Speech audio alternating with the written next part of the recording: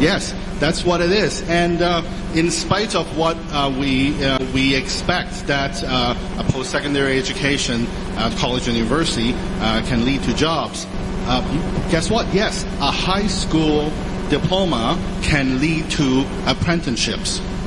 And there are a heck of a lot of plumbers who make a lot of good money.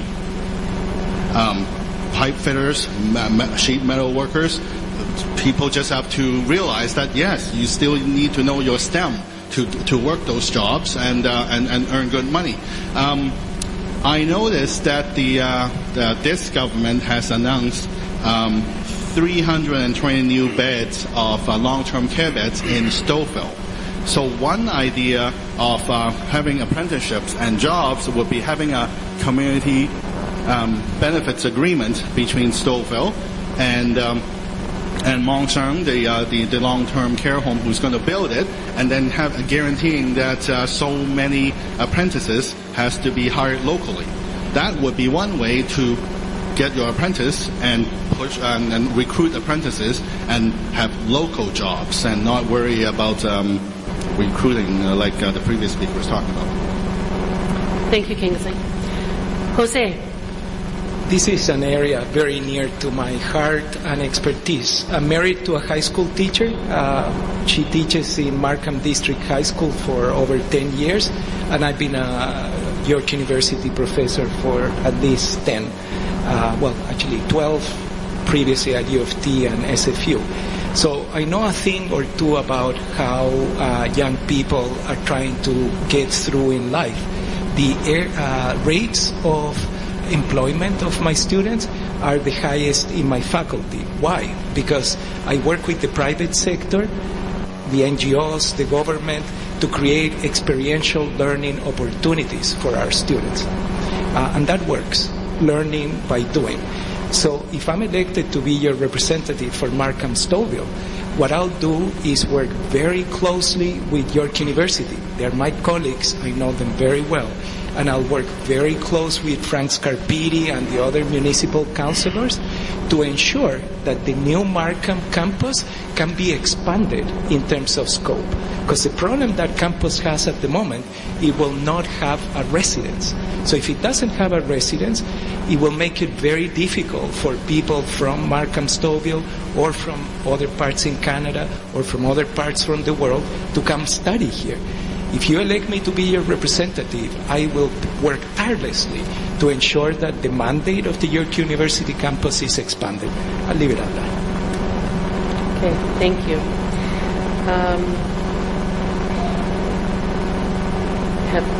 I think I just got distracted. My apologies, actually. Did I get everybody? Yes, I started.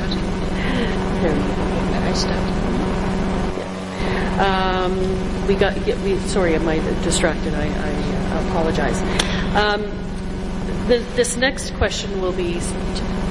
We miss Paul? No, it's two. Oh, yeah, no, it is Paul. It's going to start, yes, with this next question. Stouffville is somewhat limited in its ability to develop employment land by virtue of restrictions it faces from the Provincial Growth Plan, the Green Act, and the Marine Act. And I may take a couple of questions from the floor as well with this, but I am going to start with Paul in answering this question. If elected, what would you do to decrease the restrictions on the growth potential for Stouffville? Yeah, that's a really good question because we face a crisis in the very near future, I think, in this town with respect to the property tax base. I think homeowners will be asked to carry an ever-increasing burden unless we're able to better utilize the employment lands that we already have. So I think what we have to do first and foremost is we have to sit down with the town, we have to sit down with the region, and look at the lands that are already zoned and find ways that we can increase the value of those lands and intensify on those lands. We have areas such as Ram Forest, for instance, along Stouffville Road, where there are opportunities to intensify and attract businesses. I think we have to do that first because it is absolutely, it's essential that we do this. We also have to look at our Main Street. We have to look at Main Street and are there opportunities to support our small businesses on Main Street, the employment lands that we have. There has been some disagreements, I suppose, in the past in communities when we have taken out important revenue generators and put, for instance, 2 churches on some of our employment lands that don't pay property taxes. So that is also an issue. But I think if I'm lucky enough and given the honor of serving you, I think the first thing we're going to have to do is sit down with the councillors in the area, sit down with the elected officials and say, look, what is the highest potential? When you go to areas such as I said, Ram Forest, there's a lot of opportunity that's still not being utilized in that area. When you come again along Stouffville Road, there is a lot of opportunity that is underutilized. So let's put that in place first. Let's use and utilize those areas around the 404, and let's make the best use out of the employment lands that we have, because the chambers are absolutely correct. If we don't do this now, in the coming years, the property tax payers are going to be paying a very, very heavy load, and given the increase in interest rates and the lack of affordability, this is going to be a crisis in the community. Okay, thank you. Kingsley. Thanks, Pat. I realize this is sprawl versus density issue. I also realize that there's a lot of development around railroad tracks in existence already. What I'm concerned about, and I hope this is part of the consultation and engagement, is that we have a lot of aquifers and kettle lakes under the surface. If we pave any of that over, or if we dig into any of that, it's going to affect the tributaries of the Humber River and the Rouge River. So there's a lot of domino effect. But even for industry, who knew that gravel is a big deal in Markham Stouffville? If you pave those over, you don't have access to gravel either. So, and not to mention the strawberry patches, the orchards, the horse farms. What else am I missing? The wood lot in Markham Stouffville. So, I would really ask that we have our eyes wide open, really consult as many people as we can before we decrease the restrictions, because there's a lot of domino effect. It's not just about bulldozing the green belt and or being the first leader to go on a bulldozer and paving over stuff. We have to do it carefully and with a lot of consultation, because it will affect our children and grandchildren and their access to the green belt.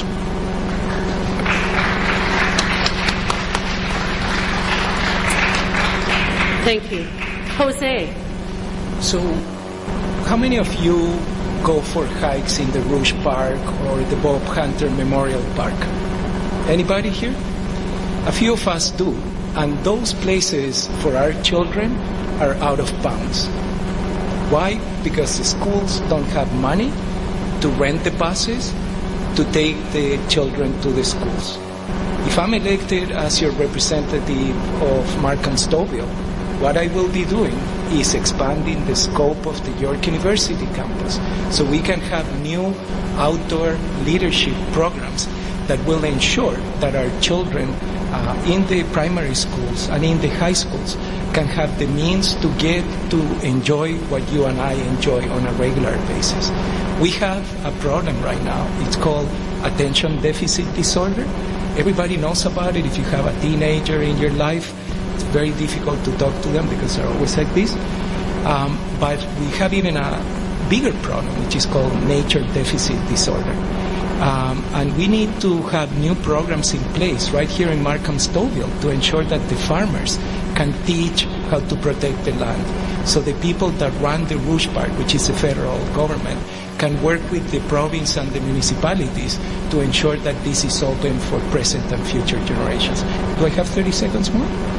In 30 seconds more. The problem also we have is that people are looking at the solutions with the same lens as the problem. And what most people don't know is that right here in Markham, there are private sector companies that build solar buildings that don't use natural gas and can make commercial and residential buildings. They're right there in Highway 407 and Kennedy, if you want to see them. And these are sold as Canada's lowest condo fees. And we had in our office, which is in Main Street, by the way, Main Street, Stouffville, somebody come to talk about that. Thank you. Thank you. Helena. Well, thank you very much. And certainly the reason we created the Greenbelt in 2005 was because we do need that green space, not only, as Jose has said, for obviously our activities, and as Kingsley has said, to preserve the water, the streams that flow down into Lake Ontario that supply our drinking water. It's absolutely essential that we preserve our green belt. But we do have employment lands. The purpose of the Provincial Growth Plan is to maximize the use of infrastructure such as water and sewer, so that we do intensify around that infrastructure, because of course it's extremely costly to have any kind of sprawl that was the norm before we did bring in the Greenbelt and the growth plan. I was very involved with the creation of the Rouge National Park, which is going to be an absolute treasure here in this particular part of Ontario. And for 5 years I was on the Rouge Park Alliance. It was a combination of federal, provincial, municipal representatives, and it certainly was a great day when we were able to get the federal government to partner with us. The province has handed over the provincial lands so that I'm sure you're seeing the signs now going up. This is going to become a reality. This is so important. It's important for our quality of life, and it's important for us to maximize our infrastructure as well. Thank you. I just want to take this opportunity to thank again very much the Whitchurch-Stouffville Chamber of Commerce and the Markham Board of Trade for this all candidates debate this evening for the provincial election that is happening, of course, on June 7th. With this last question, I want to provide the opportunity for anybody in our audience currently who have any questions regarding of any of our candidates regarding this last issue about growth and development and restrictions on growth here in Stouffville. Does anybody have any questions at the moment? Yes, that would be great. And if I could ask you just to say your name as well. Sue Sherban. Just to follow up on that, I don't think I really clearly heard what you were going to do to bring jobs to Whitchurch-Stouffville, to bring the infrastructure.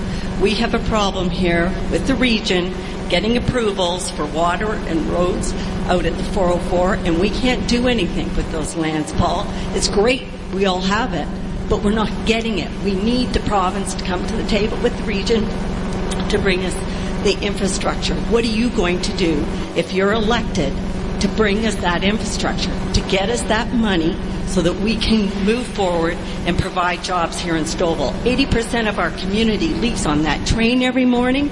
That's another issue. But at this point of time, we need jobs. We need a tax base and a business tax base. So I'd like to clearly hear, what will you do to get us that infrastructure? I support the Marine, I support the Green Belt, but we do have some employment lands we cannot develop. Thank you. No, you're not wrong, Sue. We do have employment lands that are underdeveloped and that are underutilized, and that's why I say we can do this without going into the Greenbelt. We have those lands that have already been zoned that way, but they're not being used to their full potential. And that is the number one issue when it comes to increasing your tax base or decreasing the residential tax base, will be increasing the commercial and industrial tax base. And we know where those lands are. We know that they've already been zoned. We know that there's a 404 there. That's where businesses want to be, but we're lacking in infrastructure. So that's why we have to intensify in those areas that have already been zoned for that. But at the same time, perhaps it was Jose or Kingsley that mentioned, let's not forget too that we're also a farming community. And there's great opportunity also in farming and to improve and to protect farming. That's why, as the Member of Parliament, I was extraordinarily proud when it was the Stephen Harper government that after 42 years actually brought forward the Rouge Park and insisted, unlike our provincial counterparts, that we protect farming. I would not approve of Rouge Park unless our farmers were protected. And Jose, I have to say this, the reason I don't go to the Bob Hunter Park is because a farmer was kicked off of his land there, Class A farmland, and trees were planted over that. That's not creating jobs. That's not protecting the environment. I think we can do it in a more cooperative fashion. So to summarize, Sue, yes, let's maximize. I've met with Councillor Kroon on this a number of times. Let's maximize our infrastructure on our existing employment lands. Let's help the council unleash the potential of those lands. And let's also respect the industry that we have here and the talent that we have here to create jobs here locally. And I think we can do that. I think nobody in this room wants to see their property taxes double because we don't have the commercial tax base. And I know my time is probably running out. We do have available lands already. You know, we have a smart center that is probably the worst smart center in all of Ontario. There are reasons why that smart center remains half empty or 3/4 empty. Let's find the solutions. Let's bring businesses to the town in areas where they want to be, and let's unleash the potential. We can do it, but it takes the will to do it, and it takes a concerted effort and cooperation between your provincial and municipal partners. Just want to give the opportunity for the other candidates as well, if they have any further comments on this issue as well. Kingsley. Thanks, Pat. It's difficult recruiting a company to a particular municipality when you have to compete with Alabama and Mississippi is bad enough. So recruiting a company is just as difficult as a store or your medium and small enterprise to try to get employees. It is difficult, and when it's a town council of many councillors who have to debate, okay, what should we do? You know, hopefully there is a majority to say, let's do this, and then 4 years later, you keep on having the majority, because every time there's a new election of new councillors, someone always kind of say, oh, I want something changed, and then all of a sudden that town plan changes and stuff. But for provincial government, it appears that the federal government has an infrastructure pool of money. Like we're seeing Toronto access a lot of that money. We're seeing different provinces access infrastructure money. If we have a provincial government, if the NDP has a provincial government, we would be negotiating with the federal government too to access infrastructure, whether it is fitting the rules of the green belt or developing existing lands, employment lands. As you can see, there's a lot of fingers in the pie here, and I just hope that at least a majority of the players will agree what should be done, what are the incentives to recruit places like Amazon or smaller companies to say that what should we do for this piece of land versus that piece of land so that we can get jobs. Thank you. Jose. So first, I have a track record on this. I'm actually the scientific advisor to the mayor of Woodstock, Ontario, and I've been advising Oxford County, which is where Woodstock is located. So very similar community in a way like Stouffville, rural, urban, employment issues, etc. And the main advice has been that by embracing community energy planning, the local businesses take off. And as you know, Woodstock has manufacturing facilities, very large ones, much larger than we have here. And that's because they've told the world that they want to be the most sustainable people in Ontario, and they want to be the most innovative people in Ontario. And then they go to Japan, to China, to South Korea to promote what they're doing, and investment follows. Earlier I spoke about if I'm elected to represent you, I will be given the chance of having a constituency office. And in that constituency office, I will use a desk as smaller than this one to meet with you on a regular basis. And the rest of the space will be to incubate small, medium enterprise, because that's a problem we have right now, is that you go to Main Street Markham or Main Street Stouffville, and every second store is shut down. Because you cannot open a coffee shop when you're paying $5,000 a month on rent and paying electricity bills, which, by the way, we need to talk about that because, thank you. Oh, but you went like this. Okay. So the bottom line here is that the problem is we're spending our money on silly things, polluting the atmosphere by burning natural gas and paying nuclear electricity, which is all the parties to my left. It's what they've been doing. I'm not sure the NDP position on this. But the fact is that we need to close a bigger nuclear power plant. That thing should have been closed a long time ago and use that money to have community energy planet here. Thank you. Helena, an opportunity? Yes. Well, I think Sue's question really goes to the heart of basically who does what. In terms of marketing the town of Whitchurch Stouffville as a wonderful place to live, I think that's a job that the town should take on and market this wonderful community as a great place to do business and to live. And certainly with the assistance of the Chamber, with the assistance of our Ministry of Economic Development and Trade, we have a Ministry of International Trade as well, there are all sorts of opportunities to attract that type of investment to this particular community. I think Paul is quite right. There are certainly opportunities in terms of the employment lands that currently exist to be intensified and used appropriately. But we need some sort of tangible plan to go out, attract business, get a business plan put together, approach the levels of government that are involved, and really just make it happen. Certain communities, Jose's referred to Woodstock, there are a number of communities across Ontario that have been incredibly successful with a full press effort from the municipality in partnership with other levels of government. Thank you very much. You have a question? Yep.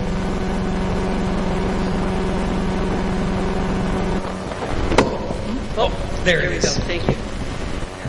My question is businesses have been leaving Ontario in droves because of high electricity prices. They can't afford to do business because of the high electricity prices. We were told by the Conservative government that deregulation of hydro would lower prices. We didn't see that. We see the privatization of hydro that was supposed to bring it down. We did not see that. So we look at private companies don't want to do business because of high cost of hydro. Also, you need proper infrastructure built out around it, like transit, roads. How do you plan to bring that into this community that can attract the businesses? Because right now the Liberals' plan is to use public-private partnerships for all infrastructure improvements. From the 407, which the Conservative government sold off, to the new extension, to GO train extensions, are all public-private partnerships. To all the LRTs being built in Ontario are public-private partnerships. And they're using the same companies that have screwed the government in the past, like SNC-Lavalin and Bombardier. Perhaps we can let our candidate answer your question. So I'd like to know how you address that. Because public-private partnerships, according to the Auditor General, has cost the taxpayers $8 billion more than it would if the public sector had delivered it. And enough of this, we don't agree with the Auditor General. Because why do we have these watchdogs? So we'll let our candidate answer your question, sir. Thank you. And your name? Sorry. My name is Brian Connolly from Amalgamated Transit Union, Keep Transit Public Committee. Thank you. Well, I can start. We believe that our private-public sector partnerships have been incredibly successful. Infrastructure has been delivered on time, on budget, and Can we please, yes, allow our candidate, let's be respectful because we need to give our candidates the opportunity to answer the questions that you have asked, okay? Thank you. So we will continue in that regard. We have a plan for some $190 billion over the next 13 years to provide the infrastructure that business and residents need for their daily lives, and we believe we have an excellent model. We have an internationally recognized procurement process for businesses to apply. If a certain business does not honor their commitment, we call them on it, as we recently did with Bombardier, and we find other suppliers. But we believe that the market is working well, and that we are providing services in a way that is really benefiting the people of Ontario, not only from the point of view of cost, but also in terms of timeliness and productivity. Thank you. Is there any other comments from any of the other candidates as well? The audience member didn't mention the 407, which actually is in our riding. How much did that cost the government and the taxpayer? Negotiated better contracts. But that's the thing with public-private partnerships. International companies like negotiate with Ontario because we give them big money to do things, but when it's clearing snow in Northern Ontario, when we're only talking about Sault Ste. Marie and Sudbury, they run out of money because these companies will put out their hand and say, province of Ontario, give us this money, we'll bid the lowest contract to take over your public works and clearing snow. But then, when it snows in March, we didn't plan for salt in March and snow in March and freezing rain in March, so we don't have money. And then we got the government that's stuck clearing snow somehow. So that's what public-private partnerships are. You have good companies, listed companies that would bid and then bid the lowest contract and try to get the Ontario government to give them the contract, and they only deliver what's in the contract. Anything that's outside the contract, they will say, you want more? Ontario, pay more. And so that's what we are stuck with. And so the union, the operator, the builder of the Union Pearson Express is not operating that anymore because it's too expensive to operate the damn thing. They can't find customers to use that thing. So we're going to give our last couple of candidates an opportunity to answer your question, and we also have behind you two other people who want to ask questions. We're going to have an opportunity after our next question to ask more as well. Paul? Sure. Yeah. Look, public-private partnerships can work. We did this at the federal level and the largest infrastructure program in the history of the country in cooperation with the provinces.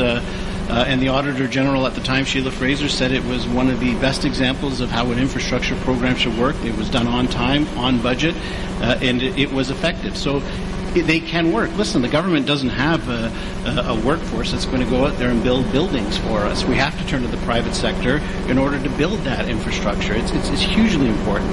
But when you talk about transit and transportation, one of the reasons why we have said in our platform is that we were going to upload the Toronto Transit Commission was because we have found that over the years it's just taken them too long to make a decision on what it is that they want to accomplish.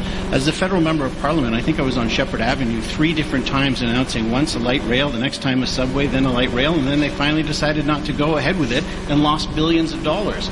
We want expansion of services in the York region. We desperately need a subway up Yonge Street into Richmond Hill, but we can't do that unless we get the relief line in Toronto, and we can't have that done if we continue to wait for the City of Toronto to make a decision. There are billions of dollars that have already been set aside. There are billions of dollars the province has set aside. We left federally $75 billion for infrastructure. We're going to upload these decisions so that the province can make the decisions, do it quickly, we get the infrastructure built, and then we will turn to our partners like the transit workers who do a great job and ask them to operate the systems and leave the money in with the City of Toronto. But this allows us an integrated system so that you're not looking at what does your region do, what does Toronto do. we do it as a whole and we get it done fast. I tell you what we won't do. We won't re-award a contract to a company that built a bridge upside down or to a company that needs new asphalt every 2 years because it doesn't last 15 years. We won't do that as a government. We'll make sure that the people we use come through, and if they don't, they'll never be used again. Jose, I'm going to give you an opportunity for this as well. Yeah, so just to remind the audience, the original question had to do with electricity prices being ridiculously high. So you're all a very educated audience, otherwise you wouldn't be here protecting democracy. And what we have right here is an assault on democracy with decision making. Let me be clear on what I'm saying. Where are the cheapest electricity prices? They're certainly not in Ontario. They're in Manitoba and in British Columbia. To keep short, Quebec, Manitoba, British Columbia, Newfoundland and Labrador. What do they have in common? They don't have nuclear power. It's as simple as that. You have hydroelectricity and other renewable energy servicing your systems, your prices are low. And that is the situation that we have here, that decision-making has been hijacked by a group of people that want to keep nuclear power open under all circumstances and have brainwashed everybody that if we don't have nuclear power plants, we will freeze to death. And that is just not right. 30,000 people, I understand, they claim that are involved in the nuclear industry. Those 30,000 people should not hijack decision-making to favor themselves over the almost 14 million Ontarians. You want to fix the system, you need guys like me in Parliament that are not beholden to corporate power or to unions. Sorry, Brian, to say that. You need independent people. You want change? Make history. Vote green. Thank you. Just out of respect, thank you very much. Out of respect for the couple of individuals that were behind you, we were going to ask the other question, I'm going to have each of you say your name and ask your question. Then we're going to ask. Then I'm going to ask the final question of the night, and then bring it back to the public as well. So I believe you, sir, were first. If you want to ask your question, and then, ma'am, if you could please state your name. Yes, my name is Cliff Jenkins, and I'm with the Canadian Federation of Pensioners. Last year, the Sears bankruptcy sent chills through pensioners all across the country and in Ontario. There are 500,000 pensioners who will depend upon private sector pensions in Ontario who are really scared very, very significantly by the Sears bankruptcy and the fact that those Sears pensioners will be facing 20% reductions in their pensions. And so the Canadian Federation of Pensioners had proposed to the Ontario government and to the legislature a proposal which would basically, at no cost to the taxpayer, protect those pensions and other people in the future from having any diminishment of their pension in a bankruptcy. And the Sears situation was particularly reprehensible because what happened was the executives in Chicago sold assets of Sears Canada and repatriated $3 billion to pay out in shareholder payments and executive bonuses. Your question? Sir? Okay, thank you very much. And leaving really only $267 billion shortfall, which they could have filled up very easily. So anyway, the question really to the three parties, major parties, who, by the way, the Canadian Federation of Pensioners is about to report from their platforms and statements and policies are being rated as B+, F, and F-, and the NDP being B+, the Conservatives being F, and the Liberals being F-. So the question is, to the Liberal Party, during the Sears bankruptcy situation, you actually made the situation worse by reducing the requirements for funding in pension funds from 100% down to 85%.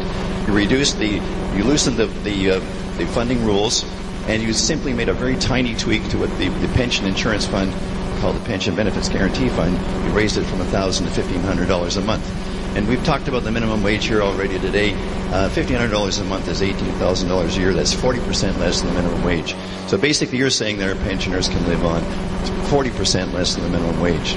So the Conservative Party really had some protections in their People's Guarantee, but Patrick Brown departed and took the People's Guarantee with him. Sir, your question specifically so we can let our candidates answer you. Okay, so the question is, why has not the Conservative Party replaced...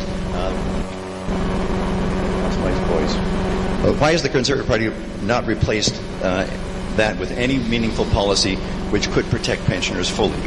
And to the NDP Party, who has actually put within their platform a position which is halfway to the right answer and put in their platform increased pension insurance, which would put a minimum guarantee of $3,000 per month on pensions, would you not consider raising it fully to protect all pensions, which the Canadian Federation of Pensioners has proposed can be done at absolutely no cost to the taxpayer? Thank you. So if we can let our candidates answer you. Thank you for the question. My memory is that the Minister of Finance, Charles Sousa, in this budget, the 2018 budget, did make a specific reference to the Sears situation, and my understanding was that there was some considerable improvement to the situation that was proposed in our budget. I'm certainly happy to look into that in more detail. I'm obviously not that familiar with that particular portfolio, but I do remember in the budget statement that he made that there was an acknowledgement of the issue for Sears employees and that there was some solution proposed. Thank you. The federal government, as you know, made changes during the Great Recession to the federally regulated pensions, but obviously a vast majority of pensions are regulated at the provincial level and not at the federal level. You'll probably remember that that's one of the reasons why former Finance Minister Jim Flaherty wanted to have a national regulator. In part was to address issues like this. Specifically to why we don't have that yet, our leader, Mr. Ford, has decided that he wants to take a different approach with respect to how we release our platform. As you see, we're doing it in smaller pieces day by day. But I have absolutely no hesitation. We fought for this federally because we saw the impact that the Nortel situation had on pensioners. So the Conservative caucus was pretty unified in fighting for this federally, and we think it's, at least I think it's something that should be done as well provincially. Comments from the other candidates? Kingsley? Thanks, Pat. Mr. Jenkins, before Sears Canada, it was Nortel. Unfortunately, I can't stick my head out and just promise you new policy beyond what the NDP has already promised. But I will take it back and report back to say that this is an issue that means a lot to your members and also to the Sears Canada former employees. Jose, any comments? Cliff, that's why we need 4 parties. We have 4 parties in Ontario, and we have a monoculture of thought at the moment, which is prone for pests, infestations. If you're a farmer, you know what I'm talking about. And the point of the story is that the fiduciary responsibility of pensions and a number of other important issues like the one you brought up would be better defended by independent-minded people that are not beholden to corporate interest. That's us, the Greens. And we'll have more questions as well from the audience as well. Out of respect, this young lady, if you want to come up to the mic, we'll have you. Oh, you're one of the helpers. Well, that's great. Thank you very much. Okay, thank you. I'm actually going to ask this next question, then we'll have more questions after. If you can just wait one moment as well. To the candidates as well. And Kingsley, we're going to start with you with this other question as well. It seems that the electorate are faced with choosing a party by virtue of the party leader. You will have a chance to promote your qualifications later in the debate as well. But please describe for us the qualities of your party leader and why you think they are the best qualified. Well, of course I have to say Andrea is the best, so you have to forgive me for that. Andrea Horvath is the daughter of an immigrant from Hungary. She's born in Hamilton, and she's started her life there, and she had to work hard. as a daughter of an immigrant. And eventually she became city councilor in Hamilton, and then she was elected MPP in 2004. Third party at that time, but eventually the NDP had was in the fortunate situation where it held the balance of power when the McGuinty government was in a minority. So, for one thing, the NDP and Andrew Horwath pushed for the Financial Accountability Office, and thanks to that, we now know a lot more about the current government's budgeting and spending. But anyway, really like her. If you watch the City News debates, she's the one that will remind you that enough with the other two parties. Change for better. Thank you. Jose? Yeah, so the best way to talk about Mike Schreiner, the leader of the Green Party, is through personal experience. I'm not a politician, a career politician like my colleagues. And when we had coffee to discuss this new direction for me, Mike said to me, Jose, I'm here because I want to ask you a question. And I say, well, I'm here because I want to ask you a question. So who goes first? So I said, well, I want to run for the Green Party. He goes, great. I want you to run for the Green Party. That was the question. So we hit it off right away. He made me into Cabinet Minister of Climate Change and Environment within our party, which a lot of people thought, well, that's a pretty fast rise for somebody that is new at this. And then when we were having that coffee, and I'm telling you this story so you can understand what loyalty is all about. Mike said to me, I said to Mike, listen, Mike, I am so happy and so grateful for you to trust me with this responsibility. But I want you to know that I'm not angling for your job. You're the leader of the party, you've earned your stripes, and I will back you up and be a very strong person for you. And he goes, Jose, as a leader, my job is to look for the next leader. And this is why I want you to join the party. So I tell you that story because that is the type of person Mike is. It's a person that appreciates talent. It's a person that appreciates loyalty. And please go to fairdebates.ca because the corporate media is preventing Mike to be on the debates. And that's just not Canadian, not Ontario, not fair. fairdebates.ca. Helena. Anyone who meets Kathleen Wynne personally, and I wish each of you had that opportunity, would see immediately that she's someone who cares deeply for this province and for all Ontarians. She's incredibly hardworking. She's highly intelligent. She listens to people. She communicates extremely well with them. And I can tell you that our party is absolutely united behind her as our leader because we know how much she cares and how hard she thinks about how this province needs to move forward, needs to have services improved for people, how to attract jobs, how to build the economy. She is absolutely tireless and she is absolutely selfless. I'm sure you know she grew up in Richmond Hill. She's the eldest of 4 daughters. She is a mom and a grandma, and just like all of us, she cares deeply about her family. And just as she wants her family to succeed, she wants everyone in this province, no matter where they came from, to have every opportunity to fulfill their potential. Thank you. Paul. Thanks for the question. I mean, Doug he's obviously strong and spare. He's very passionate. He understands. I've yet to meet a politician who didn't always have the best interest of their community at mind. I've never met a leader of any party that didn't have the best interest of the province or the country top of mind. We just have differences of opinion how we get there. But having said that, this election more than any, it's not really about the leaders. It's about what people are feeling. It's about hydro. It's about affordability, and it's about unleashing the potential. That's what I'm getting at the door, and we all have different ways of how we're going to get there. And I'll say this last thing. I think sometimes the media and other individuals forget how important your member of parliament, provincial parliament, or your councillor can be.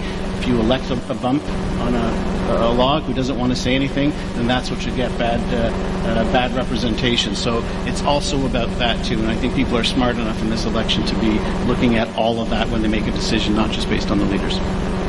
Thank you. Well, one of the things that we are obviously here for is to have the opportunity to ask questions of our candidates. Again, we have microphones placed accordingly. And, sir, if you would say your name, please, and just remember to ask your question succinctly, and if you have somebody specifically that you're directing it to. Thank you so much.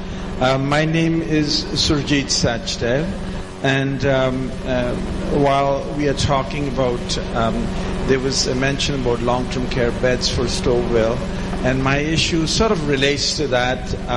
I do see that the seniors are getting their due share